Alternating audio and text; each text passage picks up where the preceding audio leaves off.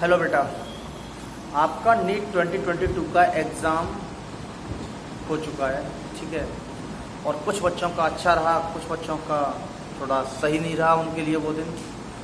और उसके पीछे रीज़न है सही, कुछ बच्चों के लिए क्यों नहीं रहा। अब कुछ बच्चों ने देखो बेटा मेहनत नहीं किया है तो ज़्यादा उम्मीद नहीं करनी चाहिए। जब आपने मेहनत नहीं किया तो दुखी होने की आपको कोई ज़रूरत नहीं, ना डिमोटिवेट होने की ज़रूरत। हाँ, मेहनत करेंगे, अगली बार से अच्छा आएगा, अच्छा रिजल्ट आएगा, इसमें क्या प्रॉब्लम है। ओके, तो डिमोटिवेट होने की कोई ज़रूरत नहीं है आप लोगों को, है। और नेक्स्ट थिंग मैं ये कहना चाहता हूँ, कुछ बच्चे ये कहते हैं कि पेपर टफ है या इजी है, उसके बारे में थोड़ा एनालिसिस करते हैं। देखो बेटा, जो फिजिक्स का पेपर था ना, उसका जो डिफ़िकल्टी लेवल था बिल्कुल 0 था। फिजिक्स के पेपर में जो पूछे गए क्वेश्चन थे बहुत इजी थे।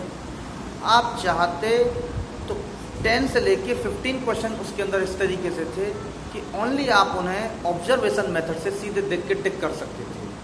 हाथ से टिक करने की रिक्वायरमेंट भी नहीं थी, आप पैर से भी टिक कर सकते थे उन क्वेश्चन को। क्यों पैर से टिक करने का मीनिंग बेटा कि देखते ही आंसर आ रहा था उनका। हाँ, कुछ क्वेश्चन है न्यूमेरिकल हल्के उनके कर रहे थे। अब सिंगल फार्मूले के ऊपर था, I=F/m, ये कोई फार्मूला है और इससे क्वेश्चन पूछ लिया, तुरंत विदिन 10 सेकंड ये आंसर आने वाला है। इस तरीके के क्वेश्चन तो वही कई सारे क्वेश्चन थे। इलेक्ट्रिक फील्ड है, ठीक है, इक्विपोटेंशियल सरफेस के बीच में कितना एंगल होगा, 90 डिग्री, इस तरीके से कई क्वेश्चन पूछे गए थे। अब इलेक्ट्रिक डायपोल से पूछा गया एक्स पोजिशन के अंदर, और उसका फॉर्मूला क्या होता है कि 2p/RQ के RQ होता है, उसमें ये पूछा गया था 1/RQ है कि नहीं है। तो कुछ नहीं बेटा, एकदम फिजिक्स का पेपर एकदम कचरा पूछा गया था, ठीक है। अब बात आती है बायो के अंदर। अब सबसे बड़ी बात यह है, बच्चे सबसे पहले क्या करते हैं कि बायो का पेपर क्या है सॉल्व करने की कोशिश करते हैं, क्योंकि जो आता है वो कर लेंगे और उसका कोई कैलकुलेशन तो है नहीं, बच्चों के दिमाग में रहता है। उसने बेटा पेपर को डीपली पूछ लिया, और डीपली के साथ साथ असर्शन और रीजन के कई सारे क्वेश्चन आ गए उसके अंदर। अब बच्चे बेटा जब असर्शन और रीजन में जाते हैं ना तो टाइम लगता है उसके अंदर। 100% श्योर हो तभी उस क्वेश्चन को आप हैंडल करो, अदरवाइज करने की कोई रिक्वायरमेंट ही नहीं है, ठीक है। क्योंकि हल्का भी दिक्कत हुई ना, आप कॉन्फिडेंट नहीं हो तो प्रॉब्लम हो जाएगी उसके अंदर। 100% गलत होने वाला है, उन्हें लास्ट के लिए छोड़ो, ठीक है। और केमिस्ट्री का जो पेपर है वो इजी था लगभग, मतलब थोड़ा सा पहले से राइज था उसका लेवल, डिफिकल्ट लेवल हल्का सा होता, लेकिन इतना डिफिकल्ट भी नहीं कह सकते हैं। तो आपका जो कट ऑफ का जो रेशियो है बेटा वो हो जाएगा आपका 600 to 615 के अराउंड या इन बिटवीन, यही रहने वाला है, ठीक है। जो तो ये था इसके बारे में, ठीक है। और आपका बायो में बता ही दिया। बच्चे प्रॉब्लम क्या करते, सबसे पहले बच्चों ने क्या किया कि एक साइड से करने बैठ जाते हैं, न्यूमेरिकल में स्टक करके वही करते रहेंगे। अरे भैया कुछ नहीं करना होता है, पेपर को एक बार पलटिए अच्छे तरीके से। कुछ क्वेश्चंस मतलब देखते होने वाले हैं, 2-3 सेकंड में पता पड़ जाता है ये होगा नहीं होगा। तो पेपर को पलटते हो ना तो विदिन 20 या 25 मिनट के अंदर आप 30 to 40 क्वेश्चन बना लेते हो ना एक बार को पेपर को पलट के, तो आपका कॉन्फिडेंस बढ़ जाता है। फिर आइए नेक्स्ट टाइम पे आओगे क्या करोगे कि फिर एक बार देखते जाओगे, हल्का सा डिफिकल्ट मिलेगा आपको, थोड़ा न्यूमेरिकल कैलकुलेशन करनी पड़ेगी, हल्का सा ब्रेन यूज करना पड़ेगा, तो वो भी उसमें से 20-25 क्वेश्चन उठा लिए। बार ये प्रोसेस आप 2 या 3 बार करते हो ना अच्छे तरीके से, तो पेपर ईजिली हो जाता है। बच्चे क्या करते हैं कि एक ही साइड से करने बैठ जाते हैं, और नहीं हो रहा तो वहीं बैठे रहे करके। कुछ नहीं भैया, देखते जाओ, जो ईजी है वो बटोरते जाओ, नंबर बटोरो, कॉन्फिडेंस राइज करो।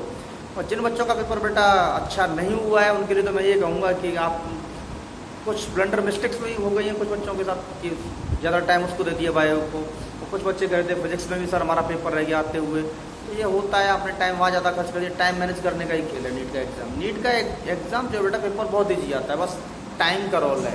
और इस एग्ज़ाम के अंदर आपको कम से कम सारे सब्जेक्ट का रिवीजन चाहिए। रिवीजन है इस एग्ज़ाम में सक्सेस की केवल।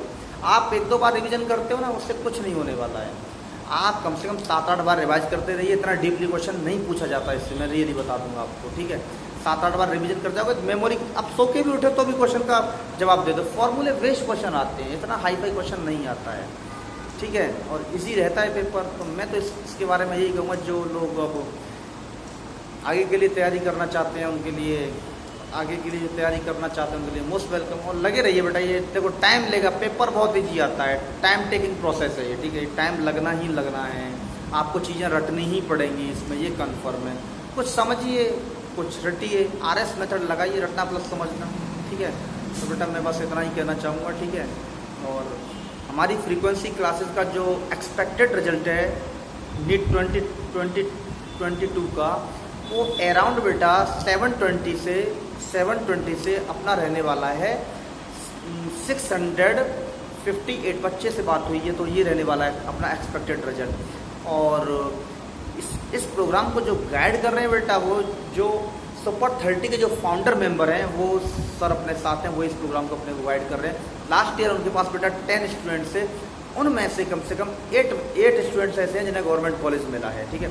बाकी 2 जो स्टूडेंट्स थे वो 530 या 525 के आसपास थे, वो कुछ 2 स्टूडेंट्स। तो उन्होंने मतलब ये कि प्रोडक्ट वो आउटपुट ज़्यादा आया है। देखो टोटल रेशियो क्या था 10 स्टूडेंट्स का, आए कितने उसमें से 8 स्टूडेंट्स। तो रिजल्ट काफ़ी अच्छा रहा है और हम रैंक 1 के लिए अब लड़ाई लड़ने वाले हैं, ठीक है। और आप लोग सब तैयार रहिए इसके लिए। Thank you very much.